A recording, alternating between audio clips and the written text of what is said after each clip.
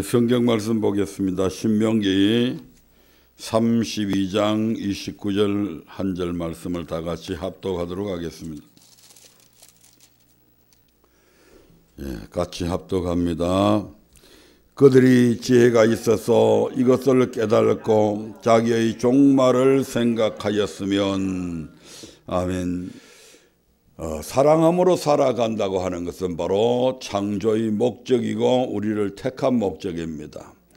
여호와를 경외하는 것이 창조의 목적이고 우리를 택한 목적이었듯이 사랑함으로 살아가는 것 또한 창조의 목적이요 택한 목적입니다. 그래서 요한복음 15장 16절 17절에 보면 너희가 나를 택한 것이 아니요 내가 너희를 택하여 세웠다 이렇게 말씀을 하고 있잖아요.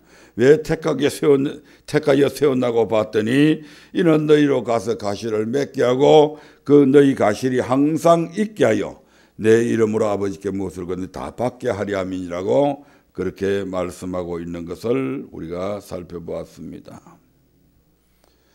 그런데 이러한 사랑이 우리에게서부터 있는 것이 아니라 우리는 사랑이 뭔지도 모르고 살아왔던 사람들입니다. 그런데 하나님께서 우리를 창세전에 택하셔서 우리 주님을 통해서 십자가에 못 박혀 죽으시고 이것을 우리는 전혀 알지 못했는데 성령을 통해서 성령을 우리 마음에 주셔서 그 성령을 통해서 하나님의 사랑이 우리의 마음에 부음바 되었다라고 말씀을 드렸습니다. 이 하나님의 사랑이 우리의 마음에 부음받으니까 하나님의 사랑이 마음에 부음받기 전의 가치관과 그러한 삶을 살아가는 그러한 모든 의미들이 없어져 버리고 이제는 새로운 가치관, 새로운 삶의 의미를 갖게 되었습니다. 그게 바로 그리스도죠. 그리스도가 우리의 모든 삶의 가치의 기준이 되고 그분이 우리의 삶의 의미가 되고 그래서 사도 바울 같은 경우에는 그 그리스도를 아는 지식이 가장 고상하기 때문에 다른 모든 그가 갖고 있던 지식들을 배설물처럼 여겼다라고까지 고백하고 있는 것을 봅니다. 아멘.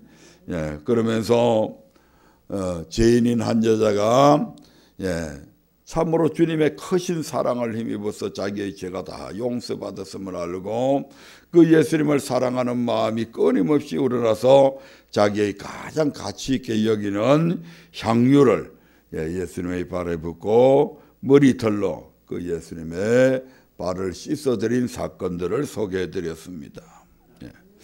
오늘은 많은 사람들이 율법 그러면 사랑과는 반대되는 개념으로 이해를 하고 있는 분들이 참 많습니다.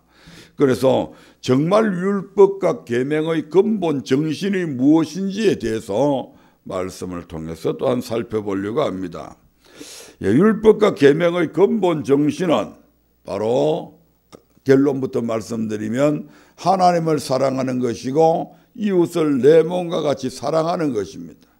아멘. 누가복음 10장 25절부터 28절의 말씀을 한번 보겠습니다. 누가복음 10장 25절부터 28절까지의 말씀입니다. 같이 함께 읽어보겠습니다.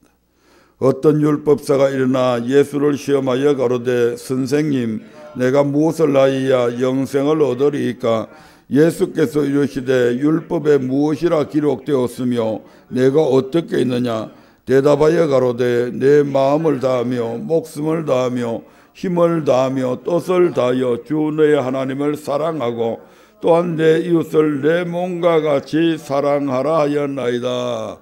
아멘. 이것이 바로 율법의 근본 정신이다 이 말입니다. 또 한 군데 더 읽어볼까요? 마태복음 22장 35절부터 40절의 말씀을 한번 보겠습니다. 이것도 이제 어느 율법사가 예수를 시험해서 묻게 되는 장면이죠. 같이 읽어봅니다. 시작.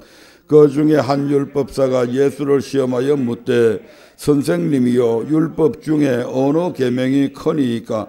예수께서 가라사대 내 마음을 다하고 목숨을 다하고 뜻을 다하여 주 너희 하나님을 사랑하라 하셨으니 이것이 크고 첫째 되는 계명이요 둘째는 그와 같으니 내 이웃을 내 몸과 같이 사랑하라 하셨으니 이 두 계명이 온 율법과 선지자의 강령이니라. 아멘.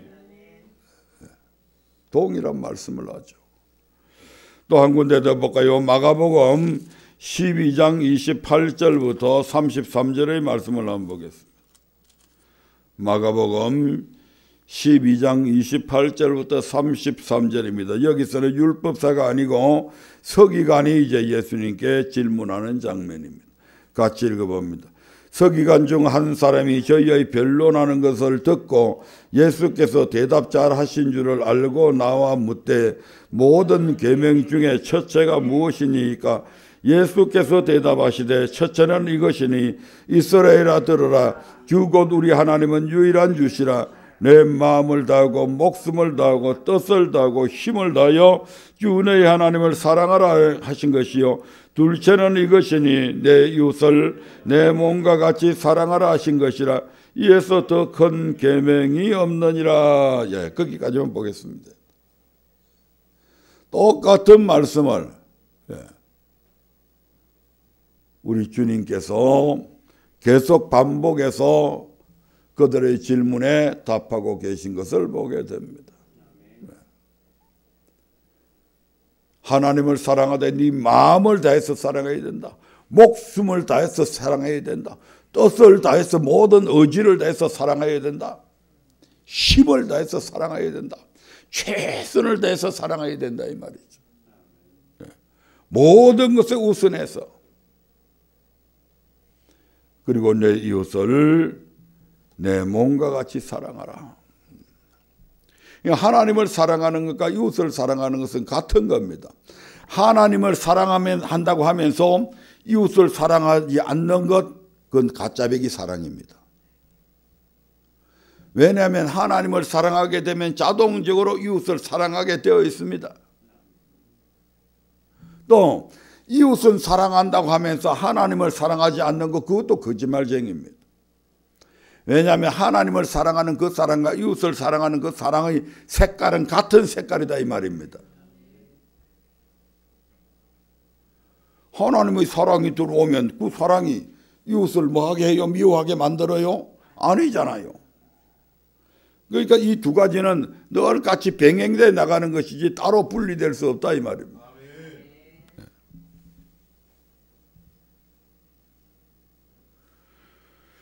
그런데 그 당시에 예수님 당시에 많은 바리새인과 서기관들이 모세의 자리에 앉아가지고 이스라엘 백성들에게 율법을 가르치고 계명을 가르쳤는데 이 율법의 근본 정신을 잃어버리고 엉뚱한 것들을 가르치고 있었다고 오늘 성경은 그렇게 우리에게 말씀하고 있습니다. 마태복음 23장 23절의 말씀을 한번 보겠습니다. 마태복음 23장 23절입니다. 시작. 화 있을진저 외식하는 서기관들과 바리새인들이여 너희는 박하와 해양과 근처의 11조를 들이되 율법의 더 중한 바 의와 인과 신은 버렸도다. 그러나 이것도 행하고 저것도 버리지 말아야 할지니라. 아멘. 화 있을진저 외식하는 서기관들과 바리새인들이요. 근데 마태복음 23장 1절 2절에 보면 이 바리새인과 서기관들이 어떤 사람인가를 가르치고 있습니다. 마태복음 23장 1절 2절 한번 보겠습니다. 시작. 이에 예수께서 무리와 제자들에게 말씀하여 가라사대 서기관들과 바리새인들이 모세의 자리에 앉았으니 서기관들과 바리새인들이 모세의 자리에 앉았다고 하는 것은 이스라엘 백성들이 가장 존경하는 선지자가 누구냐면 바로 모세입니다. 그 모세의 자리에 앉아있다고 하는 것은 모세가 이스라엘 백성들에게 율법을 가르치고 계명을 가르쳤듯이 이들이 바로 이스라엘 백성들에게 율법을 가르치고 계명을 가르치는 자였다 이 말입니다. 그런데 이들이 가르쳤는데 어떻게 가르쳤다고요? 너희가 박하와 해양과 근처의 11조를 드려라 이렇게 가르쳤다 이 말이죠. 그런데 율법의 더 중요한 것 의와 인과 신은 버렸다 이렇게 지금 말씀하고 있는 겁니다.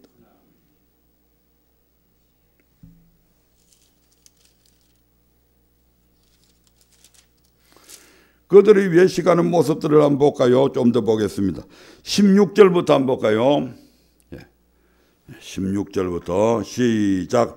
화 있을진저 소경된 인도자여 너희가 말하되 누구든지 성전으로 맹세하면 아무 일 없거니와 성전의 검으로 맹세하면 지킬지니라 하는도다. 이 말씀이 무슨 말씀입니까? 성전으로 맹세하면 안 지켜도 된다. 꼭 굳이 지킬 필요 없다. 그러나 성전의 검으로 맹세하면 반드시 그것은 지켜야 된다. 이렇게 가르쳤다는 거죠. 아멘. 그러니까 예수님께서 이렇게 가르치는 이들을 향해서 17절에 이와 같이 말씀합니다. 시작. 우맹이요 소경들이요 어느 것이 크뇨 그 검이냐 검을 거룩하게 하는 성전이냐. 그 검이 성전에 입혀졌기 때문에 그 검이 거룩한 거지. 성전에 안 입혀지고 그냥 다른 데 입혀졌으면 그 검은 그렇게 가치 있는 게 아니다 이 말입니다. 그런데 그 거룩한 성전이 더 큰데 검을 더 귀하게 여기는 그렇게 소경들이다 이 말이죠. 18절부터 볼까요? 시작. 너희가 또 이르되 누구든지 제단으로 맹세하면 아무 일 없거니와 그 위에 있는 예물로 맹세하면 지킬지라 하는도다. 소경들이여 어느 것이 크뇨 그 예물이냐 예물을 거룩하게 하는 제단이냐.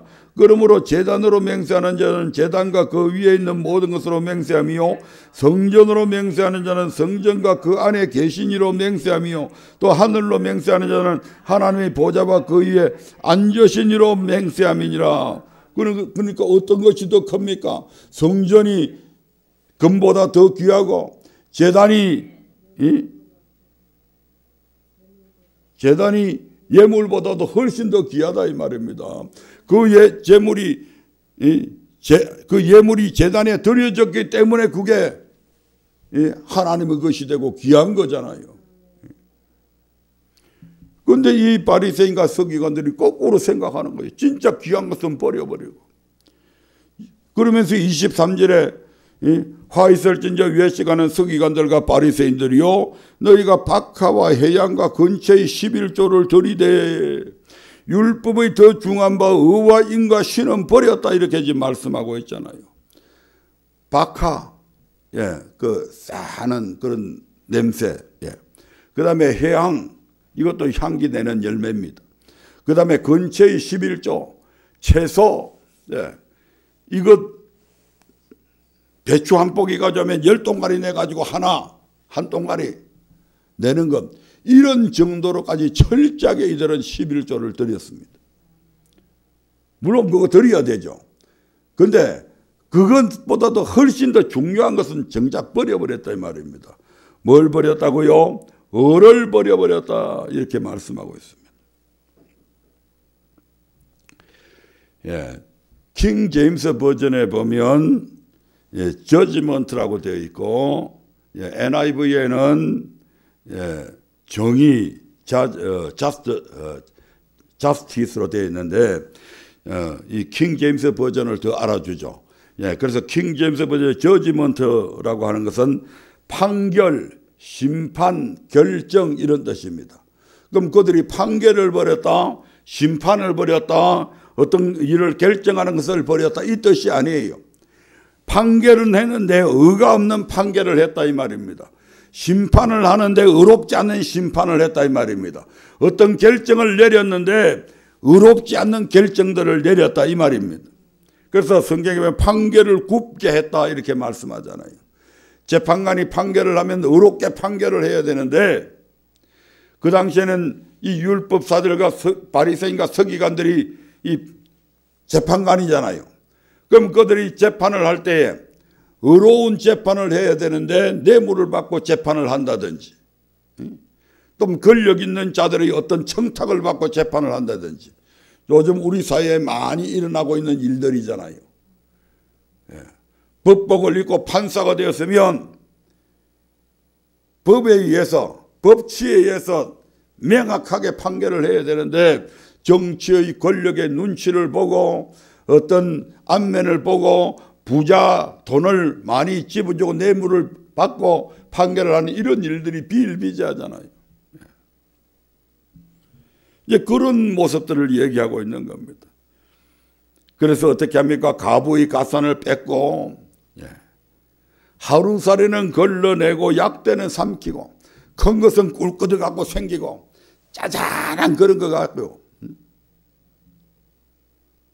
일반 저 말단 공무원들 어떻게 하다가 점심 한 그릇 얻어먹으면 그거 가지고는 그냥 세밀하게 밝혀가지고 이래가지고 직장을 그만두게 만들고 저거는 뭐 옵티머스니 뭐니 해가지고 수천억을 채쳐먹어도 그놈들은 괜찮고 그 당시에 이스라엘 사회가 그러했다 이 말입니다. 그래서 거룩한 성전을 장사하는 집으로 만들어서 장사는 뭐 하는 데입니까? 이문을 남기는 데잖아요. 그러다 보니까 이문을 남기는 데니까 끊임없이 거기에서는 어떤 일들이 일어납니까? 뒷돈이 들어가게 되고 그렇게 해서 결국 이를 통해서 온갖 뇌물과 부정의 온상이 되잖아요. 그런 데서. 그래서 이러한 것을 율법의 더 중한 의로운 판결, 의로운 심판, 의로운 결정들은 버려버렸다. 또 뭘 버렸다는 얘기입니까? 시인을 버렸다. 인이 뭐냐면 영어 성경에는 멀리시로 되어 있습니다. 멀리시. 멀시는 자비, 은총 이런 뜻입니다. 아멘. 율법의 근본 정신이 자비롭다 이 말입니다. 사랑과 긍휼입니다. 남을 불쌍히 여길 줄 아는 그런 마음들이 있어야 되는데 이 율법사가 바리새인과 서기들은 율법을 많이 안다고 율법을 가르친다고 하면서 정작 그들의 마음에는 이웃에 대한 그런 사랑도 없었고 억울한 일을 당한 사람들, 가난하고 소외되고 병든 이런 사람들에 대한 긍휼함도 없었습니다. 그것이 성경 전반에 복음서 전반에 지금 나타나고 있는 일들이잖아요. 한번 살펴볼까요? 누가복음 13장 10절부터 17절의 말씀을 한번 보겠습니다. 누가복음 13장 10절부터 17절입니다.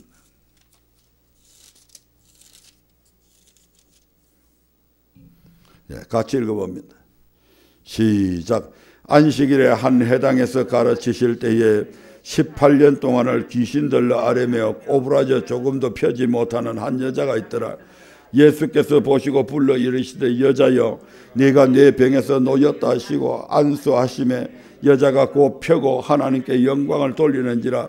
회당장이 예수께서 안식일에 병 고치시는 것을 분내어 무리에게 이르되 일할 날이 엿새가 있으니 그 동안에 와서 고침을 받을 것이요 안식일에는 말 것이니라거늘 주께서 대답하여 가라사대 외식하는 자들아 너희가 각각 안식일에 자기의 소나 낙이나 마구에서 풀어내어 이끌고 가서 물을 먹이지 아니하느냐. 그러면 18년 동안 사단에게 매임받은 이 아브라함의 딸을 안식일에 이 매임에서 풀은 것이 합당치 아니하냐. 예수께서 이 말씀을 하심에 모든 반대하는 자들은 부끄러워하고 온 무리는 그 하시는 모든 영광스러운 일을 기뻐하니라. 아멘. 하루 이틀도 아닙니다. 18년 동안을 꼬부랑 이래가지고 지팡이 짚고 꼬부라져서 도저히 허리를 펴지 못한 얼마나 고통스러웠겠어요. 귀신에 들려서 이렇게 됐다는데 얼마나 고통스럽겠냐. 이 사람이 어디 멀리 걸어갈 수가 있습니까? 남 다 가는 산에 올라가서 뭐 구경을 할 수가 있습니까? 맨날 땅만 쳐다보고 다니는. 그래서 예수님께서 고쳐줬는데 그거 고쳐줬다고 해가지고 회당장이 지금 안식일에 병 고치려면 엿새 동안 있는데 엿새 동안에 고치든지 왜 안식일에 회당에 와가지고 병 고치냐고 이렇게 혼란을 하고 있는 겁니다. 주님께서 따끔하게 나무라시죠. 야, 니 왜 시간은 작나? 겉으로는 거룩한 채. 근데 니도 안식일에 일하지 않냐 이 말입니다. 너희들도. 네 집에 있는 소, 네 집에 있는 양, 그것들에게 물도 먹이고 먹을 것 안 주자 이 말입니다. 그러면서 내가 안식일에 이 병들어 있는 하나님의 자녀를 내가 고치는 거, 그걸 일이라고 생각해가지고 지금 너희들이 정죄하냐 이 말입니다.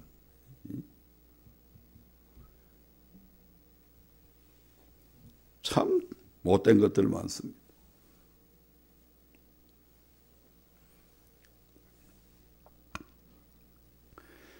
요한복음 5장 1절부터 10절의 말씀을 한번 보겠습니다. 요한복음 5장 1절부터 10절입니다.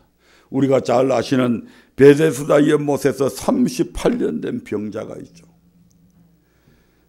이 38년 된 병자에게 예수님께서 네가 무엇을 낫기를 원하느냐? 예, 낫기를 원합니다. 그러면 네 자리를 들고 일어나 걸어가라. 그러니까 갑자기 맨날 일어설 힘도 없는 이 사람이 맨날 그래서 누워서 지내는데 갑자기 막 다리에 힘이 생기고 허리에 힘이 들어가더니 그냥 벌떡 일어서 가지고 자기의 자리를 들고 걸어갑니다. 그걸 보고 야, 네 안식일에 걸어가는 것이 합당치 않다.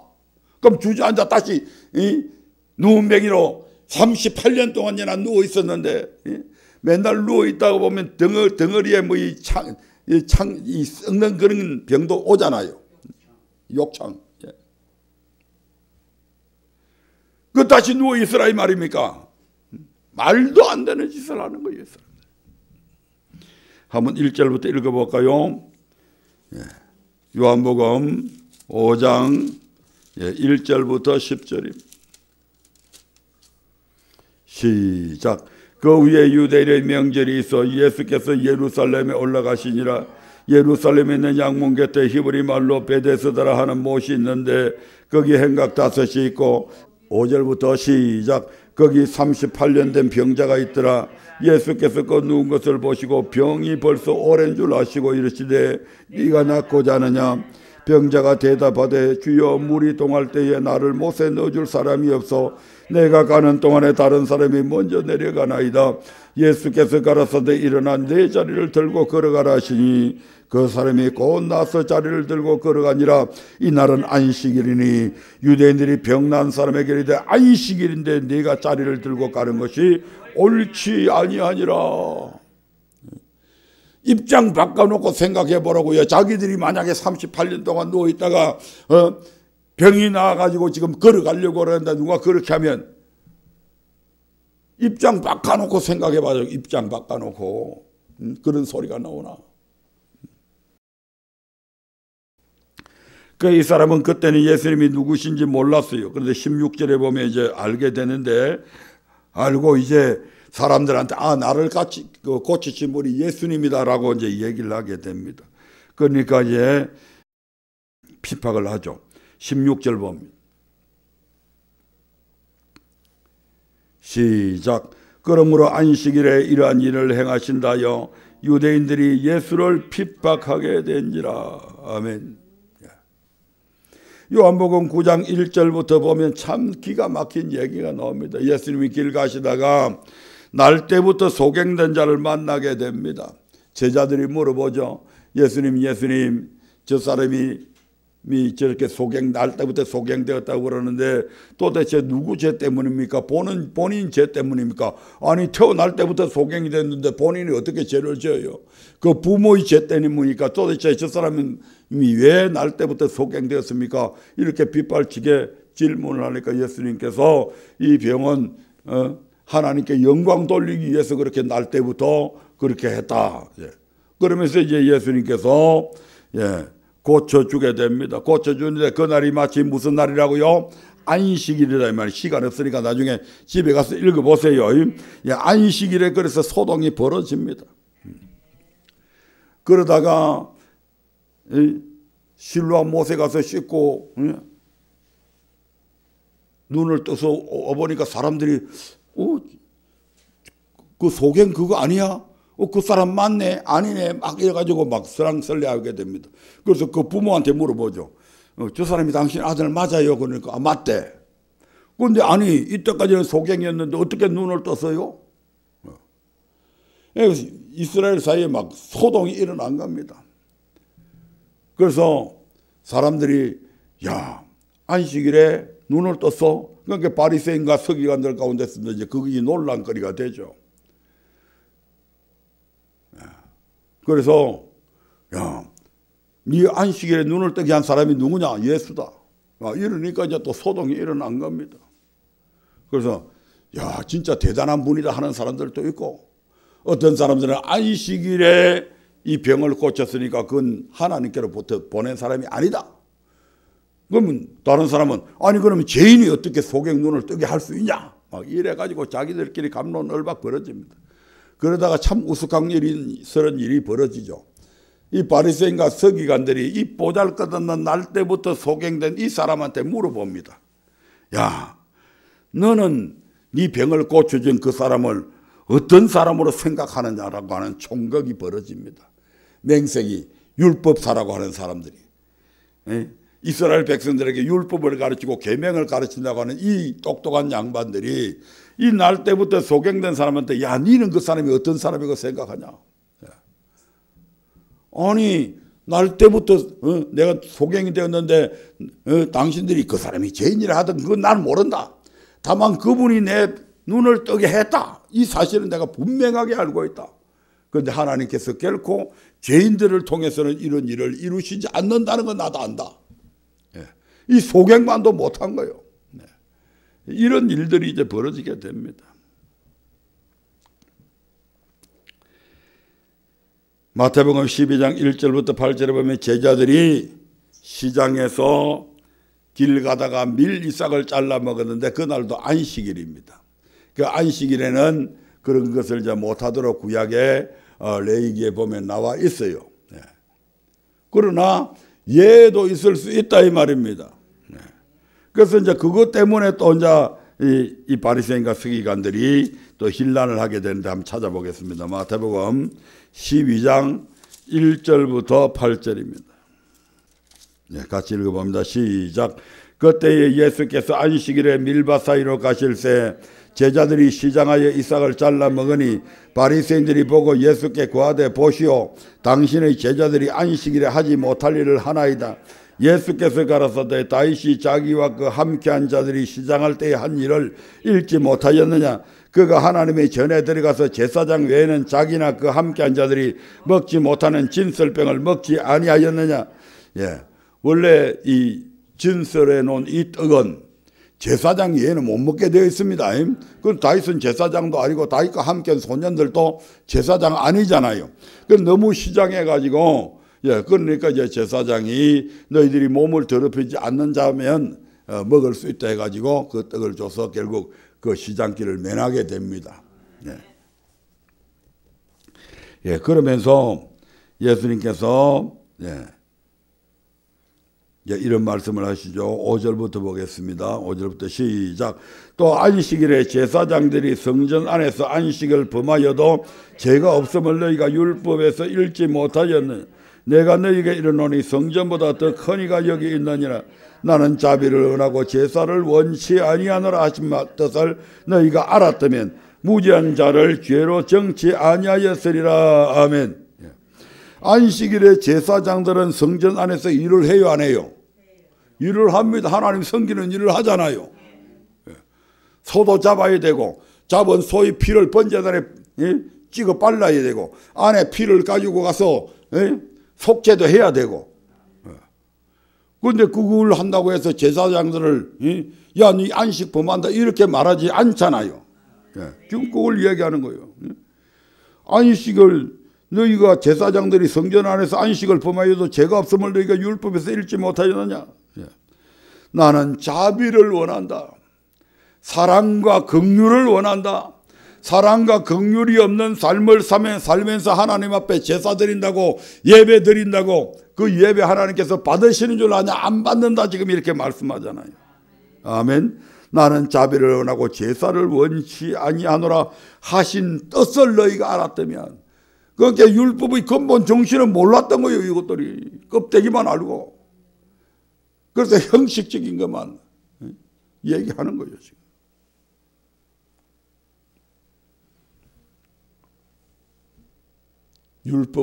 사랑은 율법의 완성입니다. 사랑은 율법의 완성이라고 사도 바울은 그렇게 말하잖아요. 로마서 13장 8절부터 10절의 말씀을 한번 보겠습니다. 로마서 13장 8절부터 10절입니다. 시작. 피차 사랑의 비대에는 아무에게든지 아무 빚도 지지 말라. 남을 사랑하는 자는 율법을 다 이루었느니라. 간음하지 말라, 살인하지 말라, 도적질하지 말라, 탐내지 말라 한 것과 그 외에 다른 계명이 있을지라도 내 이웃을 내 자신과 같이 사랑하라 하신 그 말씀 가운데 다 들었느니라. 사랑은 이웃에게 악을 행치 아니하나니 그러므로 사랑은 율법의 완성이니라. 사랑하게 되면 율법을 다 지킨다 이 말입니다. 사랑하는 사람에게 어떻게 간음하고, 사랑하는 사람을 어떻게 살인하고, 사랑하는 사람의 물건을 더 보태줄 망정 어떻게 도적질하고, 사랑하는 사람이 가지고 있는 물건을 어떻게 탐하냐 이 말입니다. 도와주지는 못할 망정. 사랑하지 않기 때문에 그런 짓을 하는 것이지. 사랑은 이웃에게 악을 행치 아니한다. 그래서 사랑은 율법의 완성이다 이렇게 말씀합니다. 이 바리새인과 서기관들에게는 이런 사랑이 없었다 이 말이죠. 그런데 사랑하는 사람들은 어떻게 살아갑니까? 바울이 그의 삶을 어떻게 살아갔습니까? 이 말입니다. 어떻게 사도 바울은 그 엄청난 고난과 핍박을 참고 인내함으로 견딜 수 있었을까요? 단순한 사도 바울이 다른 사람보다 더 강한 의지를 가지기 때문에 그렇게 한 겁니까? 아니라는 얘기죠. 하나님의 성령으로 말미암아 그에게 부음받은 하나님의 사랑 때문이라고 그는 그의 서신서의 전 부분에서 그렇게 증거하고 하나님의 사랑을 노래하고 있는 것을 우리는 보게 됩니다. 다른 사도들 역시 마찬가지입니다. 주님을 사랑했기에 주님의 말씀을 쫓아 땅끝까지 복음을 전하는 일에 자신들의 목숨을 초계같이 여기며 피 흘리기를 마다하지 않았고, 그 엄청난 핍박과 환난과 모진 매를 맞으면서도, 수욕을 당하면서 문전박대를 당하면서도 양을 이리 가운데로 보내는 주님의 그 명령을 따라 기꺼이 그들의 목숨을 내어 놓았습니다. 무엇 때문에요? 주님을 사랑하기 때문에 이와 같은 행동들이 나왔다 이 말입니다. 성경을 몇 군데 한번 찾아보도록 하겠습니다. 로마서 5장 8절입니다. 로마서 5장 8절을 봅니다. 시작. 우리가 아직 죄인 되었을 때에 그리스도께서 우리를 위하여 죽으심으로 하나님께서 우리에게 대한 자기의 사랑을 확정하셨느니라. 우리가 의인인 상태에서가 아닙니다. 우리가 아직 죄인 되었을 때의 말입니다. 우리가 아직 죄인인데 그 죄값으로 말미암아 영원한 지옥 형벌을 받을 수밖에 없을 때의 말입니다. 그리스도께서 우리를 위해서 죽으심으로 하나님께서 우리에게 대한 자기의 사랑을 확정하셨다. 사도 바울은 이것을 알았다 이 말입니다. 이것을 경험했다 이 말입니다. 나 예수가 얼마나 너를 사랑하는지 아느냐. 그가 예수 믿는 자들을 죽이면서 잡아 죽이려고 곳곳을 다니면서 체포하고 할 때에 다메섹 도상에서 그 예수님께서 나타나셔서 죄인의 개수 같은 이 사도 바울을 건져주셨잖아요. 살려주셨잖아요. 사도 바울이 의를 행할 때가 아닙니다. 악을 행할 때에 우리 하나님께서 이 사도 바울을 사랑하셔서, 내가 이런 악한 자였을 때 그리스도께서 나를 위해서 죽으셨고 하나님께서 나를 사랑하는 사랑을 확정해 주셨다. 이 사실을 통해서 이걸 사도 바울은 경험하고 알고 있었던 겁니다. 그러면서 로마서 8장 31절부터 39절에 보면 사도 바울은 이런 고백을 합니다. 로마서 8장 31절부터 39절에 천천히 읽어보겠습니다. 시작. 그런즉 이 일에 대하여 우리가 무슨 말하리요? 만일 하나님이 우리를 위하시면 누가 우리를 대적하리요? 자기 아들을 아끼지 아니하시고 우리 모든 사람을 내어주신 이가 어찌 그 아들과 함께 모든 것을 우리에게 은사로 주지 아니하시겠느냐.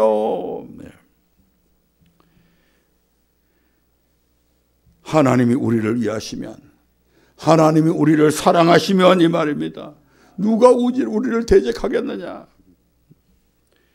그 하나님이 어떻게 우리를 사랑하셨는데 자기 아들을 아끼지 아니하시고 모든 사람을 위하여 내어주신 그 하나님의 사랑이, 그 하나님이 나를 지금 사랑하고 있는데 누가 감히 우리를 대적한다 이 말입니까?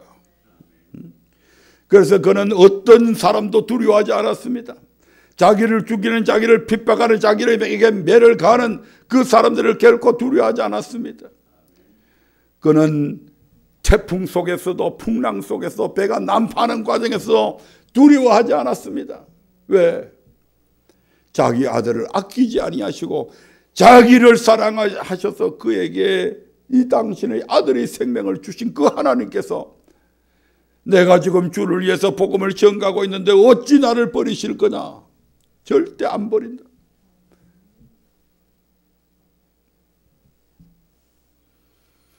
그리고 하나님께서 자기 아들까지도 내게 주셨는데 내게 어떻게 다른 선물들, 아들의 생명보다 더 귀한 것은 하나님 편에서는 없잖아요. 그런데 그 아들을, 나를 사랑하셔서 아들까지 주셨는데 다른 것 왜 선물로 안 주겠냐 이 말입니다. 하나님의 은사가 하나님의 선물이잖아요. 그 선물들, 하나님의 아들의 생명과 비교하면 아무것도 아닌 그까지 은사들 왜 안 주겠냐 이 말입니다. 그러면서 33절에 이렇게 말씀하시죠. 같이 읽습니다. 누가 능히 하나님의 택하신 자들을 송사하리요? 의롭다 하신 이는 하나님이시니 누가 정죄하리요? 죽으실 뿐 아니라 다시 살아나신 이는 그리스도 예수시니 그는 하나님 우편에 계신 자요 우리를 위하여 간구하시는 자시니라. 그러니까 누가 능히 하나님의 택하신 자들을 송사, 고발해가지고 재판하겠냐 이 말입니다.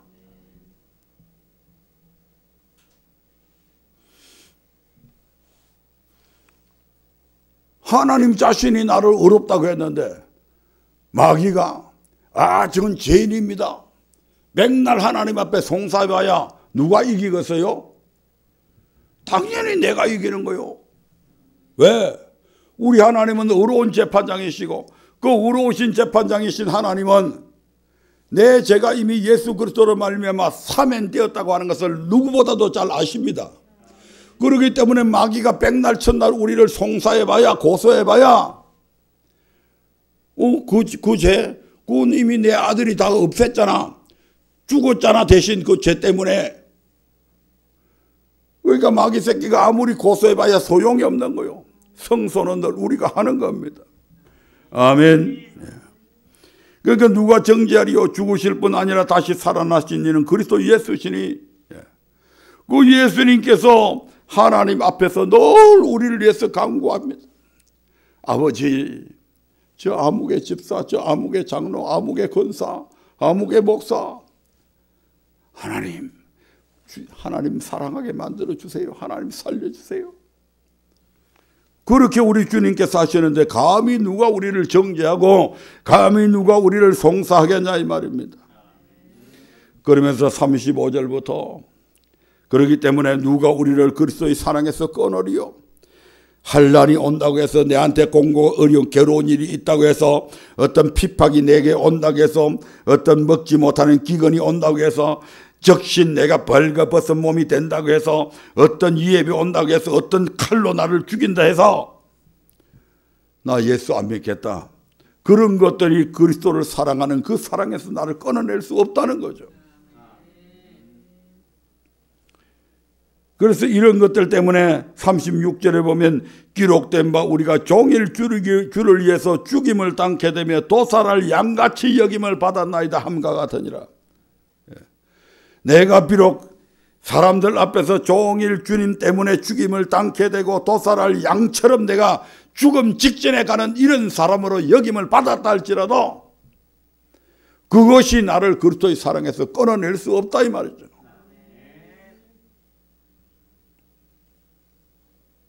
왜? 37절에 보니까 이 모든 일에 우리를 사랑하시는 이로 말미암아 우리가 넉넉히 이긴다. 내가 의지가 강해서 이기는 것이 아니다. 내가 잘나고 똑똑해서 지혜로서 인내심이 많아서 이기는 게 아니다. 누구 때문에?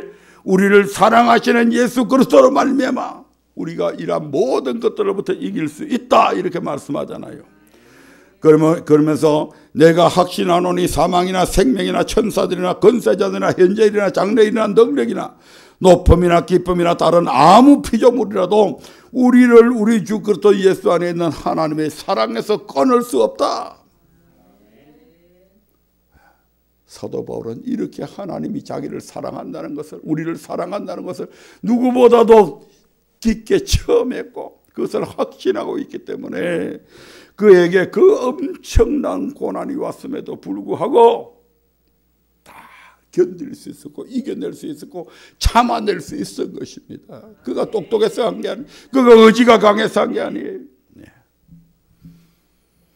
그러면서 고린도전서 13장에서는 사랑장이라고 하는 유명한 글귀들이 또 있잖아요. 거기. 산을 옮길 만한 믿음이 있다고 해서 네가 방언을 하고 천사의 말을 한다고 해서 네가 세상을 다 아는 그런 통달한 그런 지식을 가졌다고 해서 아니다. 사랑이 없다면 그건 아무것도 소용도 없는 것들이다. 아멘. 그래서 거기에서도 사랑을 노래하잖아요. 시간 관계상 그런 부분은 집에 가서 다시 한번 읽으면서 우리를 사랑하시는 그 사랑이 얼마나 소중하고 또한 우리가 하나님을 사랑하는 그 사랑이 얼마나 귀한가를 집에 가서라도 꼭 묵상해 보시기 바랍니다. 네. 사도 베드로는 어떻습니까? 베드로전서 4장 8절의 말씀을 한번 볼까요? 시작. 무엇보다도 열심으로 서로 사랑할지니 사랑은 헛한 죄를 덮느니라. 무엇보다 열심으로 서로 사랑해라. 사랑은 헛한 죄를 덮는다. 사도 베드로는 너무너무 이것을 깊게 체험했잖아요.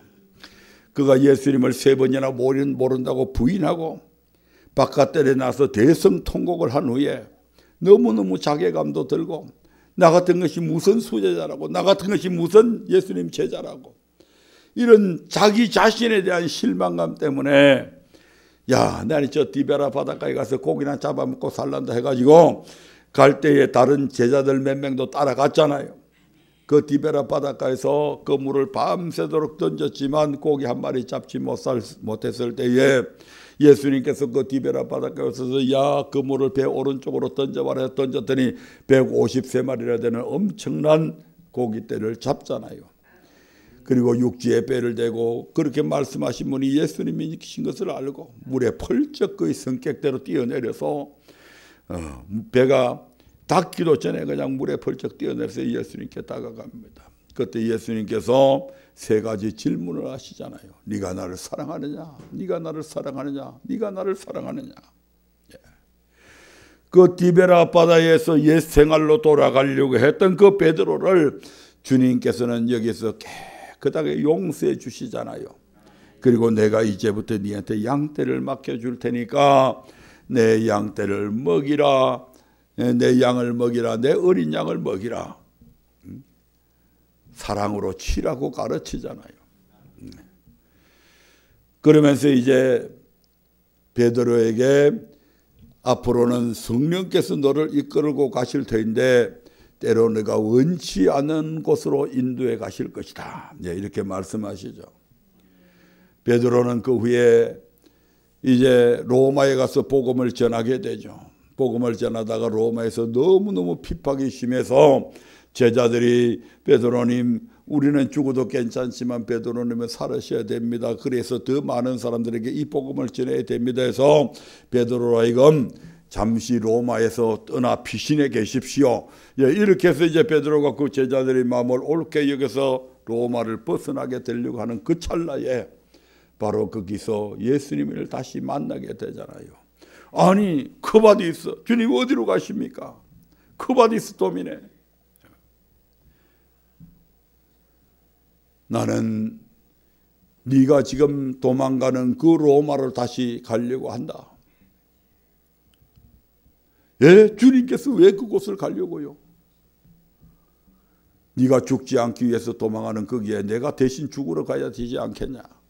이런 의미가 포함되어져 있죠.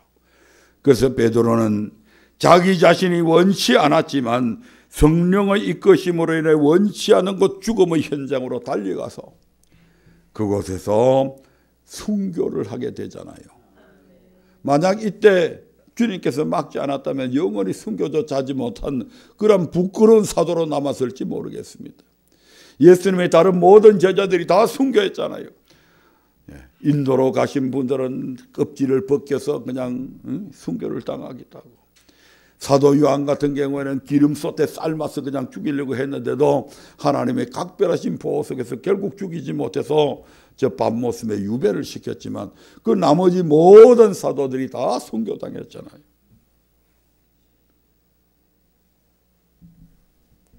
그들이 그런 엄청난 일을 겪으면서도 끝까지 복음을 전하며 살아갔던 그 이유가 뭡니까? 바로 하나님을 사랑하는 사랑이 그들 속에 있었기 때문에 가능했다 이 말입니다. 사도 요한은 요한일서 3장 1절에서 이렇게 말씀합니다. 요한일서 3장 1절 한번 볼까요? 같이 봅니다. 시작.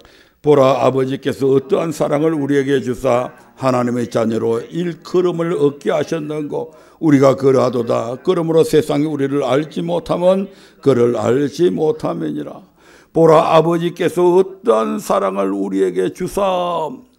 로마서 5장 5절의 그대로 말씀이잖아요. 하나님의 사랑을 그저 부어주신 것이죠. 당신의 아들의 생명을 우리에게 주신 것이죠. 그렇게 해서 우리를 위해서 대신 십자가에 못 박혀 죽으시고 그래서 우리를 하여금 하나님의 자녀라 일컬음을 얻게 했다 이 말입니다. 그냥 얻은 게 아니에요. 우리가 하나님의 자녀 된 것은 당신의 아들 독생자 예수 그리스도께서 십자가에서 내 대신 죽으셨기 때문에 가능한 일들이야 이 말입니다. 그의 죽음으로 우리가 새로운 생명으로 태어난 게 된 거잖아요. 하나님의 자녀로. 아멘. 그러면서 요한일서 3장 14절부터 16절에 보면 이렇게 말씀합니다.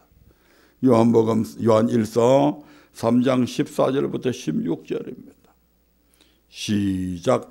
우리가 형제를 사랑함으로 사망에서 옮겨 생명으로 들어간 줄을 알거니와 사랑치 아니하는 자는 사망에 거하느니라. 그 형제를 미워하는 자마다 살인하는 자니 살인하는 자마다 영생이 그 속에 거하지 아니하는 것을 너희가 아는 바라. 그가 우리를 위하여 목숨을 버리셨으니 우리가 이로써 사랑을 알고 우리도 형제들을 위하여 목숨을 버리는 것이 마땅치 아니하냐. 버리는 것이 마땅하니라. 사랑하는 사람은 영원한 생명을 얻지만 사랑하지 않는 사람은 영원한 멸망, 사망에 거한다고 말씀합니다. 그래서 이 종말을 알고 있는 사람은 사랑하면서 살아가야 된다 이 말입니다. 종말이 어떠한 것을 생각하면서 살아가는 사람은 마지막으로 스데반을 한번 보겠습니다. 사도행전 7장 55절부터 60절에 보면 스데반이 성령이 충만해서 이제 그것 때문에 이제 결국 바른 말 하다가 결국 돌에 맞아 죽게 되는 장면들이 나옵니다. 사도행전 7장 55절부터 60절입니다. 시작. 스데반이 성령이 충만하여 하늘을 우러러 주목하여 하나님의 영광과 및 예수께서 하나님 우편에 서신 것을 보고 말하되 보라 하늘이 열리고 인자가 하나님 우편에 서신 것을 보노라 한데 저희가 큰 소리를 지르며 귀를 막고 일심으로 그에게 달려들어 성 밖에 내치고 돌로 칠세 정인들이 옷을 벗어 사울이라 하는 청년의 발 앞에 두니라. 저희가 돌로 서대반을 치니 서대반이 부러져져 가로되 주 예수여 내 영혼을 받으시옵소서 하고 무릎을 꿇고 크게 불러 가로되 주여 이 죄를 저들에게 돌리지 마옵소서 이 말을 하고 자니라. 성령이 충만했다고 하는 것은 성령 충만하면 무엇으로 충만됩니까? 성령 충만하면 무엇으로 충만돼요? 성령으로 말미암아 하나님의 사랑이 우리에게 부음받았다고 그러잖아요. 그런데 그 성령이 내 안에 충만하면 내 안에 뭐가 충만하겠어요? 사랑이 충만해진다 이 말입니다. 성령 충만하면 사랑이 충만해지는 거예요. 예. 그래서 사랑으로 충만해진 이 스데반이 하늘을 보면서 예수님께서 하나님 우편에 서신 것을 직접 봅니다. 그 말씀을 증거하니까 거기에 있던 수많은 사람들이 사도 이 스데반이 설교하는 이 설교를 들으면서 큰 소리를 지르고 귀를 막고 악한 것들이 그들의 마음속에서 지금 역사하고 있는 거죠. 아멘. 그래서 이 스데반을 성 밖에 내치고 돌로 치게 됩니다.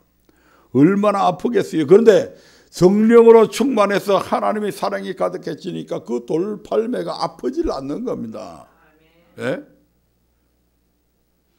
찐빵 갖고 머리 맞는 거하고 똑같을 거야 아마. 그것보다 더 가벼울 거요. 계란에 머리 맞는 것보다 더 가벼울 거라고요. 그러면서 뭐라고 말씀합니까? 주여 이 죄를 저들에게 돌리지 마옵소서. 이게 그냥 나오는 고백들이 아니잖아요. 주님께서 십자가에 못 박혀 죽으시면서 하신 말씀이잖아요. 예. 바로 이것이 율법의 완성인 진정한 사랑의 모습이다 이 말입니다. 이 사랑으로 회복되어져야 됩니다. 율법의 근본 정신이 바로 이러한 사랑을 우리에게 지금 요구하고 있는 겁니다. 이런 사랑으로 사랑해라 이 말입니다. 너희가 나를 사랑하면 이런 마음으로 율법 지키라 이 말입니다. 바리새인과 서기관들을 향해서 외식하는 자들이라고 말씀하신 주님께서 너희가 더 중한 의도 버리고 인도 버리고 자비도 버리고 신도 버렸다. 믿음 버렸다. 오늘 주로 사랑에 관한 말씀이니까 그 부분들은 생략을 하겠습니다. 시간 관계에서.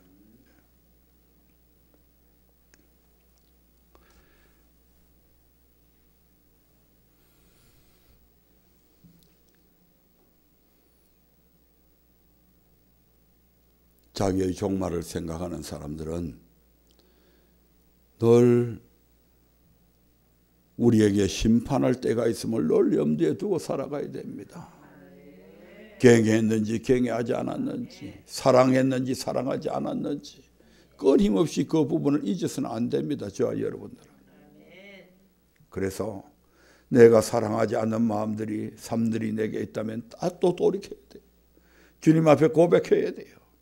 주님, 나의 완악함이 내 연약함이 오늘도 하나님의 말씀대로 살지 못했네요. 죄송해요. 용서해 주세요. 그리고 사랑하며 살아갈 수 있도록 주님 붙들어 주옵소서. 그렇게 늘 주님 앞에 간구하면서 살아가서 어떤 일이 있어도 저와 여러분들 이 첫사랑 회복해야 된다 이 말.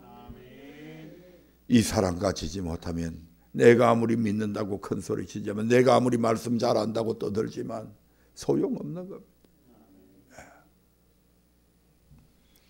말씀을 기억하면서 한 3분 동안만 우리 자신의 모습을 뒤돌아보면서 주님 이제부터 정말 주님 사랑함으로 살아가는 우리 모든 언약 식구들이 되고 나 자신이 되고 우리 아빠가 되고 내 자녀가 되고 위해서 기도하시기 바랍니다.